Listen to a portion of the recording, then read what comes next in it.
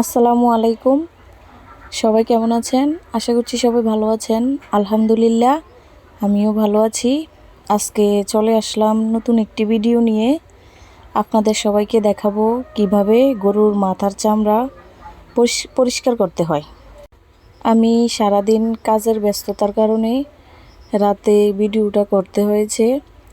তো আমি মাথার চামড়াগুলো পরিষ্কার করার জন্য একটা প্রেসার কুকার নিয়ে নিলাম। এটার মধ্যে যতটুকু রাখা যায় ততগুলা চামড়াই রাখতেছি, বেশি রাখা যাবে না। তো যতটুকু রাখা গেছে আমি ততটুকুই রাখলাম। তারপরে একটি মগ দিয়ে আমি এটার মধ্যে পানি দিয়ে দিলাম এটার পরিমাণ মতো। তারপর প্রেসার কুকারের ঢাকনাটা আমি লাগিয়ে দেই। লাগানো হয়ে গেলে আমি এটাকে চুলার মধ্যে বসিয়ে দেই। আমাদের ঘরে যেহেতু ইনফ্রারেড চুলা আছে, এটার মধ্যে আমরা এটাকে বসিয়ে দিলাম। তারপর 30 মিনিটের পর আমরা চলে আসলাম। এসে দেখি এটার সিগন্যাল দিতেছে। তো কয়েকটা 10 থেকে 15টার মধ্যে সিগন্যাল দেওয়ার পর আমরা এটাকে উঠিয়ে নিলাম। উঠানোর পরে এটার ঢাকনাটা খুলে দিলাম। দেখি যে ভিতরে সেদ্ধ হওয়ার মতো লাগতেছিল।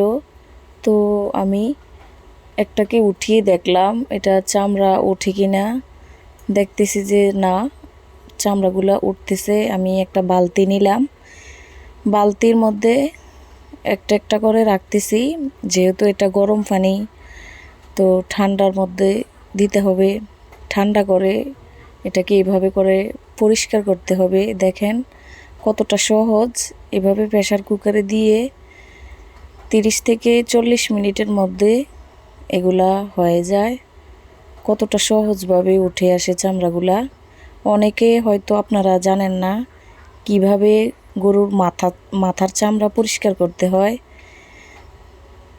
যারা জানেন না তারা জেনে নেবেন এই ভিডিওটা দেখে। আর আমাদের ভিডিওটা ভালো লাগলে লাইক, কমেন্ট আর সাবস্ক্রাইব করে দিবেন। আপনাদের সাথে কথা বলতে বলতে দেখেন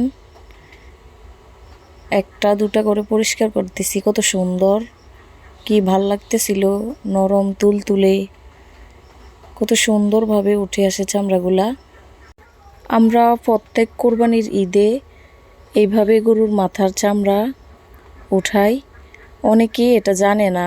আর আমরা এই চামড়াগুলা পরিষ্কার করে কয়েকদিন ফ্রিজে রেখে দেই। কয়েকদিন পর আমরা ফ্রিজ থেকে নামিয়ে এটা দিয়ে আমরা হালিম রান্না করে খাই।